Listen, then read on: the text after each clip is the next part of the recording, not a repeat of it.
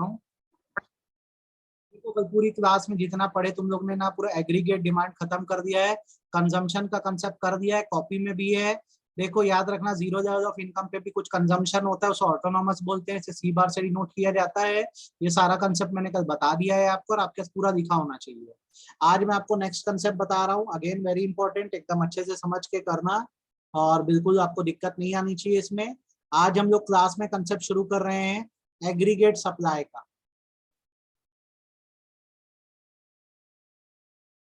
Aggregate supply का आज हम लोग कंसेप्ट कर रहे हैं। एग्रीगेट डिमांड का कंसेप्ट हम लोग का कंप्लीट हो गया है।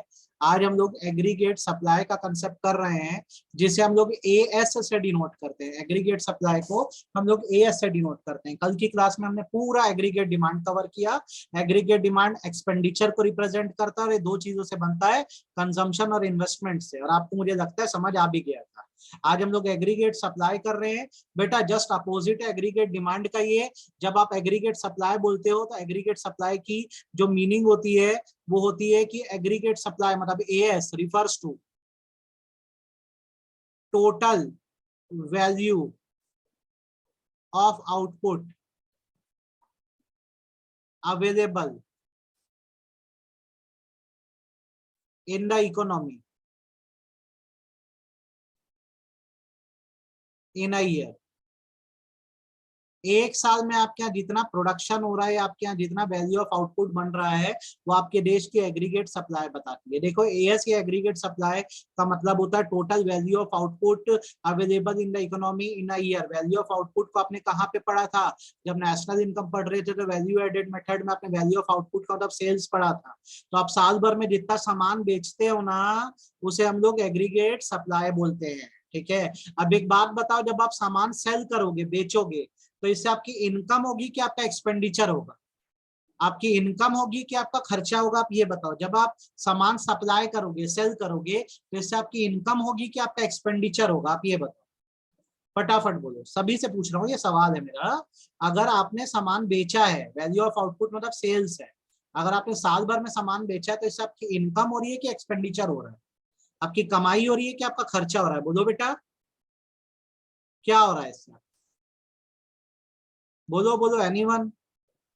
आपने साल भर में अगर सामान बेचा, आपकी एक शॉप है, अगर उस सब सामान बेचते हो, तो आपका इनकम है कि एक्सपेंडिचर है? बट ऑब्वियस इनकम है ना। तो अब मैं जो लिख रहा हूँ उस बात को दिमाग में बिठा देना। और ये 1 मार्क 2 मार्क पे बहुत ज्यादा ही पूछता है, तो एकदम अच्छे से याद रखना। एएस, एएस मतलब aggregate supply is represented represented by income. Aggregate supply को हम लोग करते हैं इनकम से रिप्रेजेंट, और प्रिसाइज होके बात करूं तो एग्रीगेट सप्लाई ही हमारे देश की नेशनल इनकम बताती है। जितना आप बेचोगे उतनी तो कमाई होगी, तो यही हमारे देश की क्या है? नेशनल इनकम है, जिसको हम डिनोट करते हैं एनएनपीएफसी से।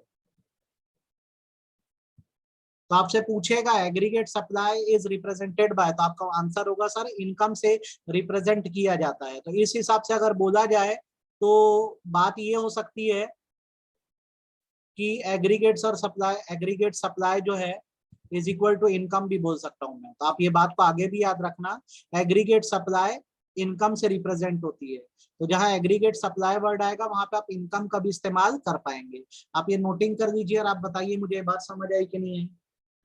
आप ये नोटिंग करिए, और मेरी बात समझ आई कि नहीं है बताओ। साल भर में जितना आप सेल्स कर रहे हैं वो आपका एग्रीगेट सप्लाई है। इसे आप इनकम से रिप्रेजेंट करते हैं, मतलब आपके साल भर की होने वाली कमाई। इसे हम लोग बोलते हैं AS is equal to income. जितना एग्रीगेट सप्लाई उतनी आपकी इनकम होगी। पहले बताओ ये बात समझ आई कि नहीं आई? हाँ या ना? यस और नो बोलो, हैंड रेस करके बताओ यार, समझ आई कि नहीं आई? अब साइड में एक छोटी सी वर्किंग बता रहा हूँ, और दिमाग लगाना और बताना मेरे को समझ आ रहा है कि नहीं। अगर आज मैं बोलता हूँ विजय के पास 10,000 रुपए है, तो अगर इसका ये 10,000 रुपए है, तो ये इसकी इनकम है। इनकम को वाई से रिप्रेजेंट करते हैं, इनकम को हमेशा वाई से रिप्रेजेंट करते हैं। अगर आज मैं बोलता हूँ विजय की इनकम 10,000 रुपए है, तो विजय इस 10,000 रुपए का क्या करेगा? आप ये बताओ, विजय इस 10,000 रुपए का क्या करेगा? अगर विजय 10,000 रुपए की इनकम कमाया है, तो इस 10,000 का वो क्या करेगा? बोलो, इस 10,000 रुपए का विजय क्या करेगा? सीधी सी बात है, कुछ पैसा खर्च करेगा और कुछ पैसा सेव करेगा। जैसे मान लो 6,000 रुपए खर्च कर दिया, और 4,000 रुपए बचा दिया। तो कभी भी इनकम का दो ही उपयोग होता है, आदमी वही करता है। इन्वेस्ट तो खर्चा एक तरह से हमने पीछे पढ़ दिया ना ऊपर, एग्रीगेट डिमांड में कंजम्पशन और इन्वेस्टमेंट मिलाकर हमारी एग्रीगेट डिमांड बनती है। अब मैं बोलता हूँ एक साधारण आदमी, आम आदमी वही है कि जब उसकी इनकम होती है तो कुछ पैसा वो घर में कंज्यूम कर देता है, कंजम्पशन कर देता है, और जो पैसा बच जाता है वो उसकी सेविंग होती है, फिर वो उसके साथ जो भी करना चाहे वो कर सकता है। तो आपके इनकम के दो ही ट्रीटमेंट होते हैं, या तो आप इनकम को कंज्यूम करते हो और जो बाकी बच जाती है वो सेव हो जाती है। तो उस हिसाब से आपको एक मैं इक्वेशन बना के दे रहा हूं और यही कंपोनेंट है, ये ध्यान रखिएगा। एग्रीगेट सप्लाई जिसे हम लोग किससे डिनोट करते हैं, इनकम से, उसका दो ही उपयोग होता है, एक तो होता है कंजम्पशन और दूसरा होता है सेविंग। सी प्लस एस, यहाँ पे सी का मतलब क्या हो गया आपका, कंजम्पशन, और एस का मतलब क्या हो गया, सेविंग।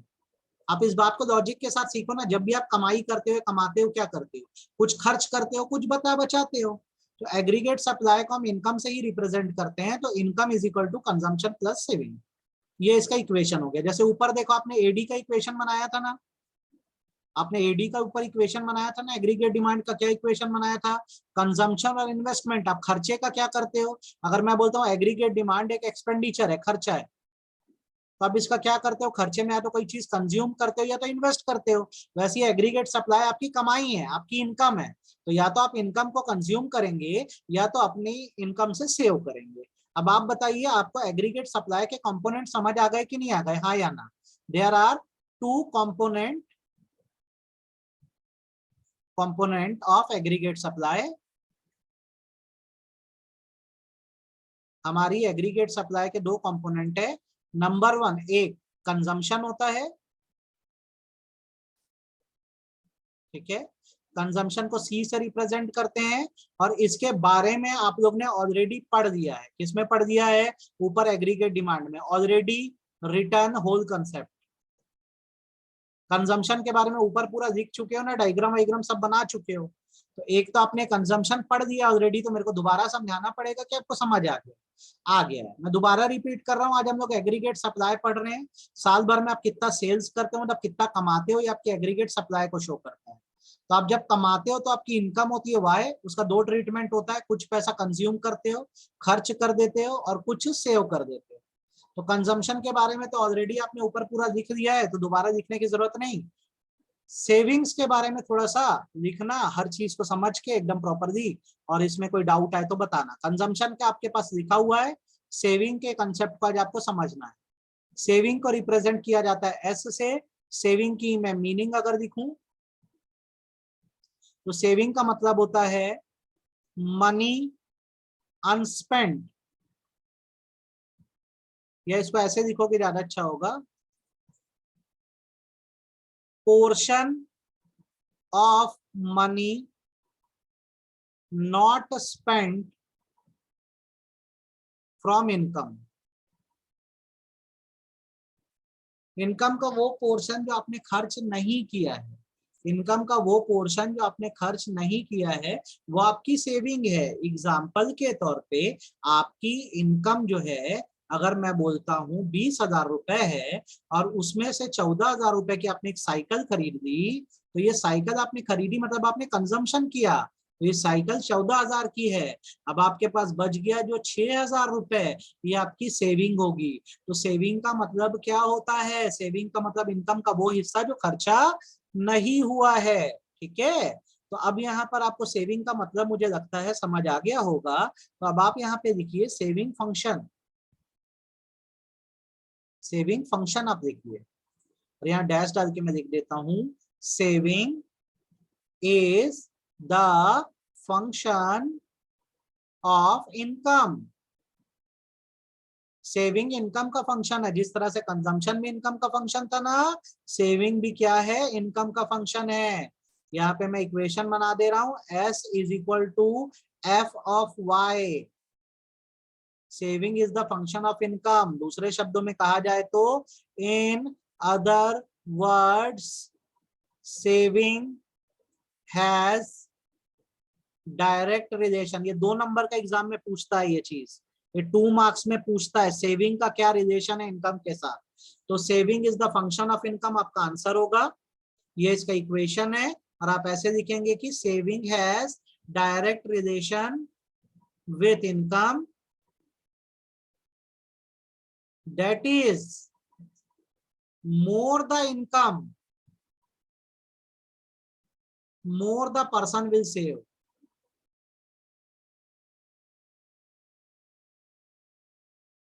जितना ज्यादा कमाओगे उतना ज्यादा बचाओगे। आज मैं 10,000 कमाता हूं तो 2,000 रुपए बचाऊंगा, 1,00,000 कमाऊंगा तो 20,000 रुपए बचाऊंगा। तो जितना मेरी इनकम होती है मैं उतना ज्यादा सेविंग बनाता हूँ। अब आप बताओ, आपको ये सेविंग का कंसेप्ट समझ आया कि नहीं आया, कि गया सिर के ऊपर से?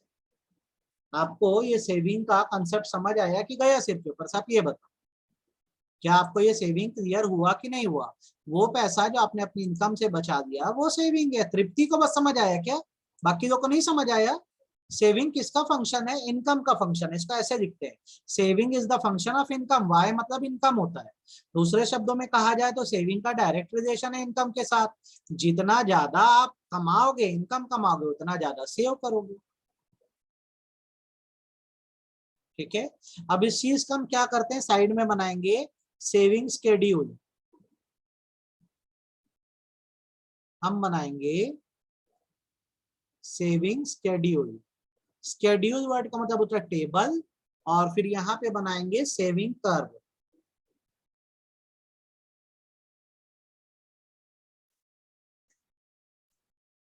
अच्छा एक बात बताओ बेटा, जब मेरी इनकम जीरो लेवल पे होती है तो मेरा कंजम्पशन कितना होता है? जीरो होता है कि कुछ ना कुछ लेवल का होता है, ये बताओ। जब मेरी इनकम जीरो होती है तो मैं कंजम्पशन जीरो करता हूँ कि मेरा कंजम्पशन कुछ ना कुछ होता है? आप ये बताओ मेरे को। जब मेरी इनकम जीरो होगी तो मेरा कंजम्पशन भी जीरो होगा क्या? कि मैं कुछ ना कुछ कंज्यूम करूंगा, और करूंगा तो उसको क्या बोलते हैं ये बताओ आप फटाफट। आप कल की क्लास अटेंड करे हो। मेरी इनकम जीरो है मैं बोल रहा हूं, तो मेरा कंजम्पशन भी जीरो होगा क्या? क्या यस या नो ये बताओ पहले। इसको हम लोग ऑटोनॉमस बोलते हैं। ये बात समझ आ गई? तो अब यहाँ सेविंग स्केड्यूल सीखो। मेरी इनकम अभी जीरो है, फिर 100 हुई, फिर 200 हुई, फिर 300 हुई, फिर 400 हुई, फिर 500 हुई। मेरी इनकम कॉन्स्टेंटली बढ़ी। अब सवाल ये है कि जब मेरा इनकम जीरो लेवल पे है तो क्या मेरी सेविंग भी जीरो होगी क्या? जब मेरी इनकम जीरो है तो क्या मेरी सेविंग जीरो होगी? हाँ या ना बस बोलो। अब जो बोलूंगा उस बात को दिमाग में बिठाना, थोड़ा लॉजिक के साथ सीखना बेटा। ठीक है, फिर मैं मिटा दूंगा, आप चाहो तो यहाँ पे रफ नोट में बना लो।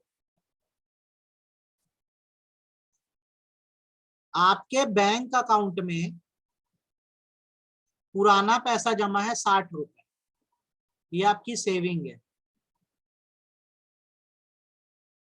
ठीक है, इस महीने आपके घर 1 रुपए भी नहीं आया, आपकी 1 रुपए भी कमाई नहीं हुई, आपकी जीरो इनकम हुई। लेकिन फिर भी घर तो चलाना है, कंजम्पशन तो करना ही है। तो आपका जो बैंक में पैसा रखा था, आपने उसी पैसे को निकाला और उसे घर का राशन ला दिया, कंजम्पशन कर दिया। तो जब इनकम जीरो लेवल पे होती है तो भी इंसान, आप जानते हो, कुछ ना कुछ कंजम्पशन करता है, जिसको हम सी बार से रिप्रेजेंट करते हैं। तो ऐसा करने के लिए वो जो पुराना पैसा रहता है उसको बैंक से निकाल देता है। तो जब जमा करता था तो सेविंग होती थी, अब वो बैंक से निकाल देगा तो इसे हम लोग बोलेंगे डिस सेविंग। मतलब बैंक से 60 रुपए कट गया, कट गया मतलब -60। और इसे हम रिप्रेजेंट करते हैं सी बार के सिंबल से। तो जब जीरो लेवल ऑफ इनकम पे आप कंजम्पशन करते हो तो अपना पुराना पैसा तोड़ कर निकाल कर जाते हो, तो उतना पैसा आपके घर से खाली हो जाता है। तो हमेशा याद रखना, जब जीरो लेवल होगा इनकम का तो आपकी सेविंग माइनस में होगी हमेशा। जैसे मैं यहाँ लिख देता हूँ -60। ये -60 क्यों हुआ? क्योंकि अकाउंट में जो 60 रुपए था वो मैं निकाल दिया, उतना पैसा मेरी सेविंग से कट गया, और उसी से मैंने जाके सामान खरीदा, मतलब कंजम्पशन किया। तो जब जीरो लेवल ऑफ इनकम होती है तो इंसान के पास पैसा रहता ही नहीं है, तो जो पुराना बचा पैसा उसी को खाने लग जाता है। तो इसे हम लोग टर्म देते हैं डिस सेविंग, और इसे रिप्रेजेंट किया जाता है -सी बार के सिंबल से। इसे रिप्रेजेंट किया जाता है -सी बार के सिंबल से। लॉजिक के साथ बात समझ आई कि नहीं? जब आप कुछ भी नहीं कमा रहे होगे तो घर का सब बेचना चालू करोगे तो घर की चीजें नेगेटिव में चली जाएगी। जिससे आप फिर घर का राशन ला पाओगे, कंजम्पशन कर पाओगे। तो जीरो लेवल ऑफ इनकम पे कंजम्पशन ऑटोनॉमस होता है, कुछ ना कुछ करोगे ही, तो उसका असर कहीं और जाता है। बैंक से आप पैसा निकाल चुके होते हो, घर का कुछ बेच चुके होते हो, इसे बोलते हैं डिस सेव करना, पुराना पैसा निकालना, तो ये नेगेटिव में हो जाता है। आपको बात समझ आई कि गई सिर के ऊपर से? ये बताओ, आपको ये बात समझ आई कि गई? खत्म है किस्सा। जब इनकम जीरो लेवल पे होगी, कमाई नहीं होगी, तो इंसान पुराना पैसा इस्तेमाल करना चालू करेगा, इसको डिस सेविंग बोलते हैं। तो याद रखना, जीरो लेवल ऑफ इनकम पे सेविंग्स नेगेटिव हो जाती हैं, घर का पैसा आदमी लगाने लग जाता है, और इसे रिप्रेजेंट किया जाता है सी बार से। अब उसकी स्थिति अच्छी होगी, आप कमाने लग गए, तो पहले तो नेगेटिव से आप जीरो पे आओगे, ठीक है, क्योंकि पुराना कर्जा भी पूरा चुकाना है। फिर धीरे धीरे आप ग्रो करोगे अपनी स्पीड में, जैसे आपकी स्पीड में दे देता हूँ आगे 60 की, फिर 60 के बाद 120 100 की दे देता हूँ, फिर 100 के बाद मान लो मैं नहीं, ये 120 दूंगा, कांस्टेंट आगे बढ़ता है, 120 दूंगा, फिर 180 दूंगा, फिर 240 दूंगा। तो क्या होगा, पहले तो आप जीरो लेवल ऑफ इनकम पे नेगेटिव पे चल रहे हैं, फिर क्या होगा, धीरे से ग्रो करोगे तो आप जीरो के पॉइंट पे आओगे। फिर उसके बाद क्या होगा भाई, धीरे धीरे आप कॉन्स्टेंटली अपनी कमाई बढ़ाओगे, मतलब सेविंग बढ़ाओगे, 60, 120, 180, 240। तो इसे ये बात समझ आती है कि saving rises at constant rate. जैसे कंजम्पशन भी कांस्टेंट रेट पे बढ़ता था ना, वैसी जैसे इनकम बढ़ेगी तो सेविंग भी कांस्टेंट रेट पे ही आगे बढ़ेगी। 100 रुपए कमाते थे, कुछ नहीं सेव कर रहे हो, 200 रुपए कमा रहे हो, 60 रुपए बचाए, तो 300 रुपए कमाओगे तो और 60 रुपए बचा लोगे, 120 रुपए। 400 रुपए कमाओगे और 60 रुपए बचा लोगे, 180। 500 रुपए कमाओगे और 60 रुपए बचा लोगे, हर 100 रुपए पे 60 रुपए बचा रहे हो, इस तरह से। तो ये कांस्टेंट रेट पे आगे बढ़ता है, ठीक है। पहले बताओ, ये सप्लाई का शेड्यूल, सॉरी सेविंग का शेड्यूल समझ आ गया कि नहीं? हाँ या नहीं? ये सेविंग का शेड्यूल समझ आ गया कि नहीं आ गया, ये बता दो। हाँ, हैंड रेस करके भाई बता दो, समझ आ गया कि नहीं आ गया, ताकि मुझे भी तो पता रहे कि आ गया है, क्लियर है। चलो अब इसका कर्व बना के आपको दे देता हूँ।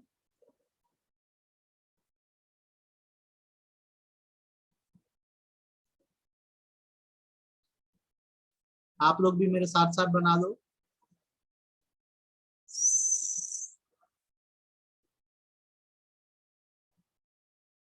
सर ऐसा क्यों दे रहे हो आप?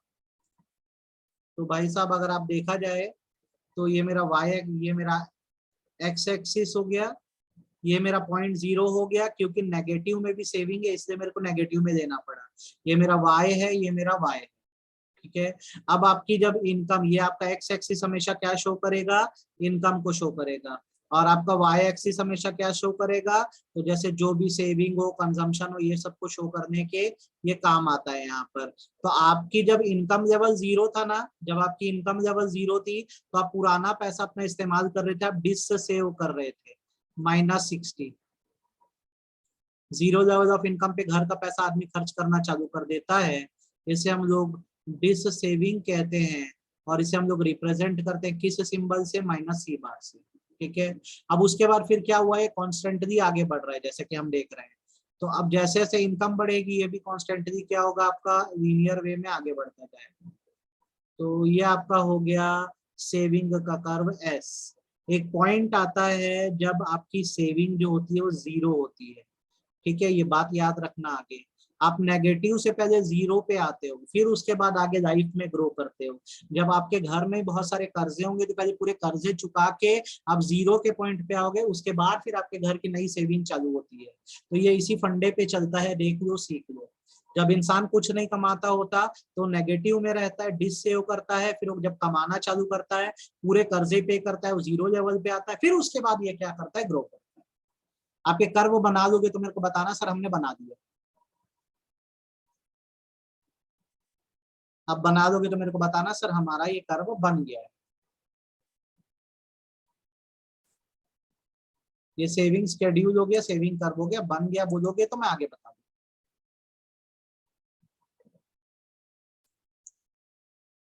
तो बस इतना सा कंसेप्ट है सेविंग का। सेविंग का मतलब होता है वो पैसा जो आपने खर्चा नहीं किया। ये इनकम का फंक्शन है, दिमाग में बिठा दो, 2 नंबर का आएगा ही आएगा, कि जितना ज्यादा इनकम बढ़ेगी आदमी उतना ज्यादा सेव करेगा।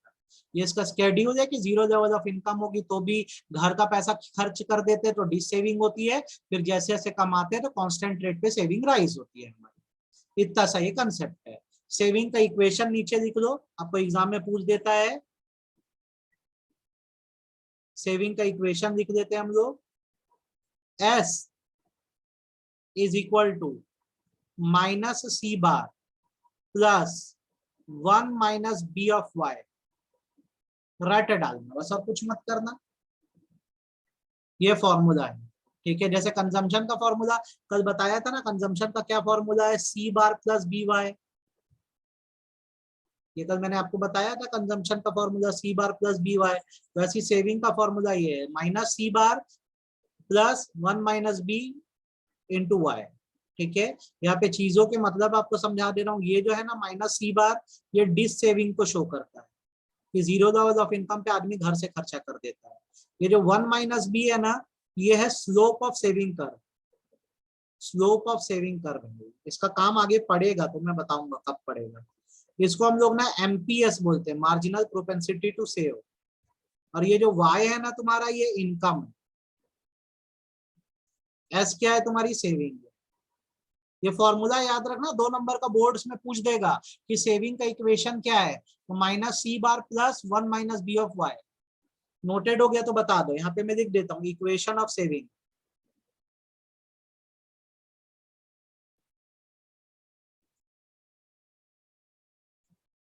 हो जाए तो बताना यस सर नोटेड है, आप आगे बताओ।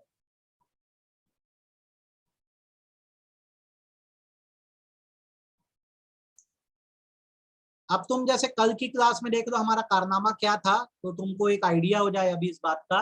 कल भी अपन लोग ने यही किया था, पहले दोनों एग्रीगेट डिमांड के कंपोनेंट पढ़ दिए थे, कंजम्पशन पढ़ दिया था, इन्वेस्टमेंट पढ़ दिया था पूरा पूरा। फिर मैंने तुम्हें एग्रीगेट डिमांड का शेड्यूल बना के दिया था, जो तुम लोग की कॉपी में होना चाहिए। वैसे ही आज मैंने तुम लोग को क्या किया, एग्रीगेट सप्लाई जब पढ़ाया है तो कंजम्पशन इसका एक कंपोनेंट है जो हमने कल डिस्कस कर दिया था, ऑलरेडी कॉपी में लिखा है। सेविंग मैंने अभी ये समझा दिया आप लोग को। अब इसके हिसाब से अपन यहाँ क्या करेंगे, एएस का शेड्यूल बनाएंगे, एग्रीगेट सप्लाई का शेड्यूल बनाएंगे। और जब एग्रीगेट सप्लाई का शेड्यूल बना देंगे तो यहाँ पे हम लोग एएस का कर्व बनाएंगे। मिला के लिख देता हूँ ताकि याद रहे, इसमें हम लोग 2-3 कर्व बनाएंगे, एएस का कर्व बनाएंगे, कंजम्पशन का कर्व बनाएंगे, सेविंग का कर्व बनाएंगे, एक ही डायग्राम में ये कर्व बना रहे हैं। एग्जाम में बोल देगा 4 नंबर या 6 नंबर में, तो सदमा नहीं होना चाहिए, आना चाहिए तुम लोग को कैसे बनता है, ठीक है। चलो देखो बना के दे रहा हूँ। यहाँ पे मैं एक साइड में दे रहा हूँ इनकम, मैं ये दे रहा हूँ कंजम्पशन, फिर मैं दे रहा हूँ मेरी सेविंग, और फिर मैं यहाँ पे दे रहा हूँ एग्रीगेट सप्लाई एएस, ठीक है। एएस कैसे निकलता है, कंजम्पशन प्लस सेविंग करने से निकलता है। एएस कैसे निकलता है, कंजम्पशन प्लस सेविंग करने से निकलता है, ठीक है। अब ध्यान से मेरी बात सुनना और अच्छे समझना। सपोज करो यहाँ पे तुमको दे दिए इनकम 0, 100, 200, 300, 400 और 500, ये तुमको इनकम दे दिया है, ठीक है। तुमको एग्जाम में कंजम्पशन भी दे दिया कि जीरो लेवल पे जैसे 60 का कंजम्पशन कर रहे हो, फिर आपने 100 का किया, तो आगे अब बताओ तो कितना होगा कंजम्पशन लेवल, क्या क्या होगा। 60 से 100 हुआ है तो आगे क्या क्या होगा ये बताओ कंजम्पशन। 60 से 100 हुआ तो अब आगे क्या क्या होगा कंजम्पशन ये बताओ। वेरी गुड बेटा, 140, 180, 220, 260, ठीक है। इसी हिसाब से आगे बढ़ेगा। अब ये तुम्हारा इनकम है Y, ये कंजम्पशन है C।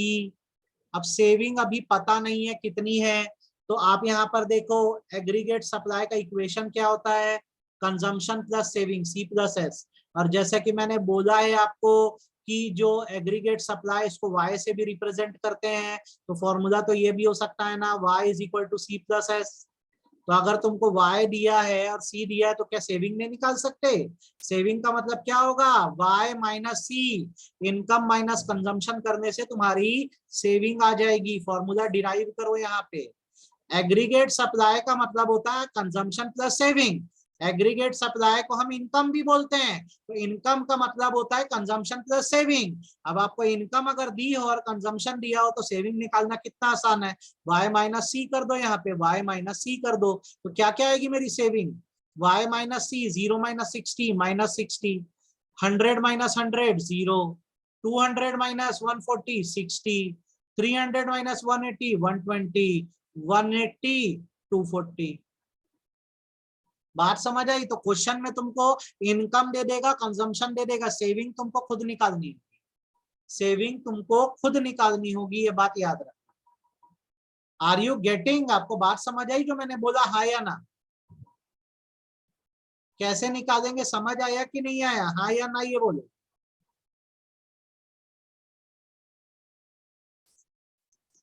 अब सुनो मेरी बात को, अब तुम्हारे पास क्या क्या आ गया, कंजम्पशन आ गया, सेविंग आ गई। तो एग्रीगेट सप्लाई क्या होती है, कंजम्पशन प्लस सेविंग। तो 60 प्लस माइनस 60 0 हो जाएगा, 100 माइनस 0 100 हो जाएगा, 140 प्लस 60 200 हो जाएगा, 180 प्लस 120 300 हो जाएगा, 220 प्लस 180 400 हो जाएगा, 260 प्लस 240 500 हो जाएगा। Hence approved. अगर आप देखेंगे तो इतना बनाने के बाद आपको ये समझ आ जाएगा कि aggregate supply is equal to income.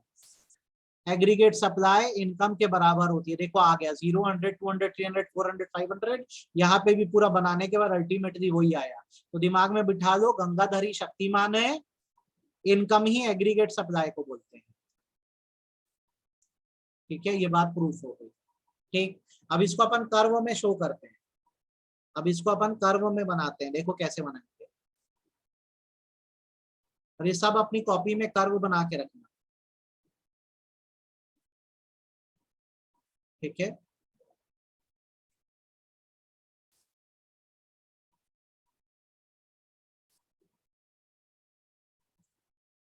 Good.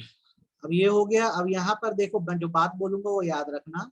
ये मेरा एक्स एक्सिस है, ये मेरा वाई एक्सिस है, ये मेरा वाई एक्सिस है। यहाँ पे मैं इनकम को शो करता हूँ हमेशा एक्स एक्सिस में, आप भी साथ साथ बनाओ। ये मेरा पॉइंट 0 हो गया। ठीक है, समझना मेरी बात को।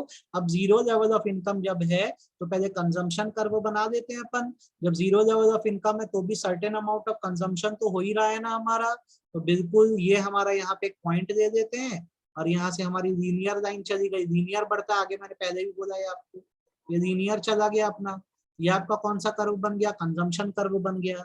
इसको अपन पॉइंट दे देते हैं ए। ये शो करता है कि जब 0 लेवल ऑफ इनकम हो तो भी इंसान कुछ ना कुछ कंज्यूम कर रहा है। जैसे यहाँ 60 का कंजम्पशन अपना हो रहा है, अब देखो ना 0 लेवल पे 60 का कंजम्पशन हो रहा है, और इसे हम सी बार से डिनोट करते हैं, ये तो सब लोग जानते हो।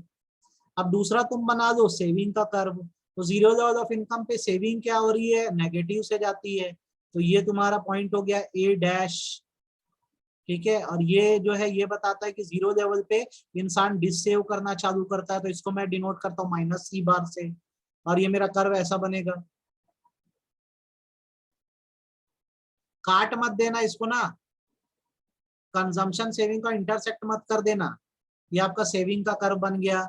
ये पॉइंट देखो, ये एक ऐसा पॉइंट है जहाँ सेविंग जो है वो आपकी 0 है, आपकी सेविंग 0 है। ठीक है, पहले बताओ यहाँ तक डायग्राम समझ आ गया कि नहीं आ गया, हाँ या यहाँ तक डायग्राम समझ आ गया कि नहीं आ गया, हाँ या ना? मैंने कंजम्पशन कर्व बनाया, सेविंग कर्व बनाया, यहाँ तक समझ आ गया कि नहीं, हाँ या ना बोलो।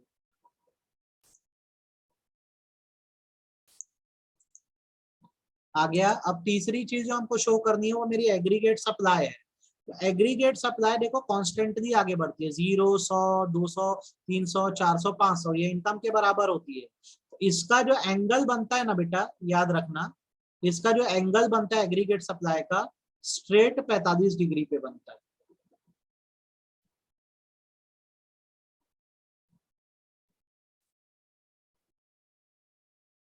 स्ट्रेट 45 डिग्री का एंगल बनता है। स्ट्रेट 45 डिग्री इसलिए बन रहा है क्योंकि जितना इनकम बढ़ रही है आपकी, उतना ही एग्रीगेट सप्लाई भी बढ़ रही है। ये मेरा एएस का कर्व हो गया, ये मेरा एएस का कर्व हो गया, ये मेरा एएस का कर्व हो गया एग्रीगेट सप्लाई। अब यहाँ पर आप देखो एक ऐसा पॉइंट आया जहां पर एग्रीगेट सप्लाई और कंजम्पशन एक दूसरे को इंटरसेक्ट कर रहा है। कहने का मतलब है ये एक ऐसा पॉइंट आया जहां AS is equal to consumption हो गया। अब एक बात बताओ, एएस को किससे रिप्रेजेंट करते हैं हम लोग? एएस को किससे रिप्रेजेंट करते हैं? एएस किससे रिप्रेजेंट होता है? फटाफट बोलो बोलो बोलो। एग्रीगेट सप्लाई किसके इक्वल होता है? एग्रीगेट सप्लाई किसके इक्वल होता है? इनकम। तो अगर मैं यहाँ पे इस एएस को हटा के वाई लिख दूं, वाई लिख दूं, तो क्या खेल होगा देखना। मैं एएस को हटा के अगर यहाँ पे वाई लिख देता हूं, तो ये एक ऐसा पॉइंट है जहां आपका इनकम और कंजम्पशन बराबर हो गया है।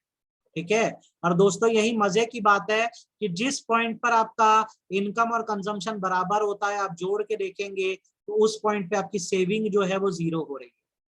उसी पॉइंट पे आपकी सेविंग जीरो हो रही है, और इसी को हम लोग टर्म देते हैं ब्रेक इवन पॉइंट। इसी को हम लोग टर्म देते हैं ब्रेक इवन पॉइंट। इसी को हम लोग टर्म देते हैं ब्रेक इवन पॉइंट।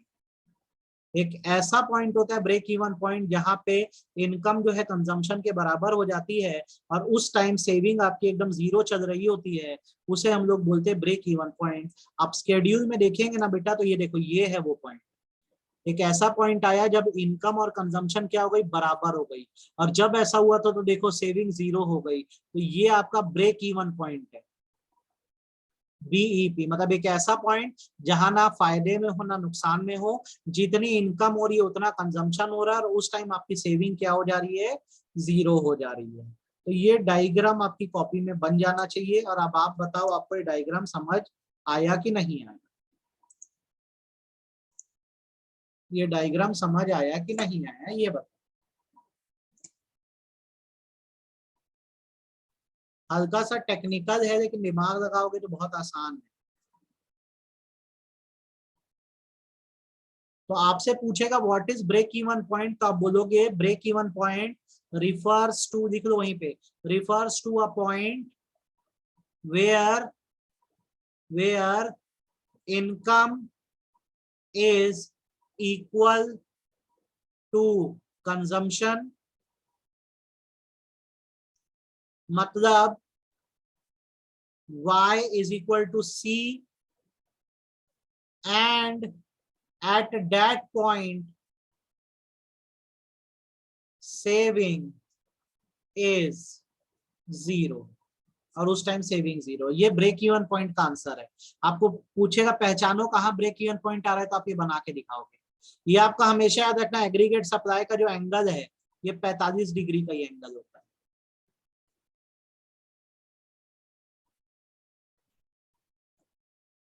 ये बना डालोगे तो बताना सर बन गया हम लोग से। ये बना डालोगे तो बताना हम लोग से बन गया सर, आ गया हम लोग को। हो गया क्या? नोट हो गया क्या?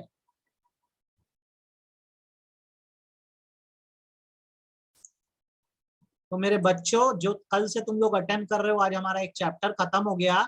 आज हम लोग ने ना ये खत्म कर दिया, हमारा एक चैप्टर इसका खत्म हो गया। एडीएनएस हमारा हो गया, और ब्रेक इवन पॉइंट का तुम लोग का आज नॉलेज हो गया है। कल ब्रेक इवन पॉइंट करा डालूंगा। ठीक है, परसों प्रोपेंसिटी कर देंगे, फिर नर्सों इक्विलिब्रियम कर देंगे। तो अभी ये 4 दिन में सैटरडे तक ये खत्म कर डालेंगे। सब एक एक क्लास का है। बस ये कॉपी बराबर मेंटेन रखना। मैंने जो नोट्स लिखाए हैं, ये पूरे नोट्स तुम्हारे पास कॉपी में होने चाहिए। ये नोट्स तुम्हारे पास पूरे कॉपी में होने चाहिए। ठीक है, that's it for today. Bye bye, कल मिलेंगे अपन अपने टाइम पे।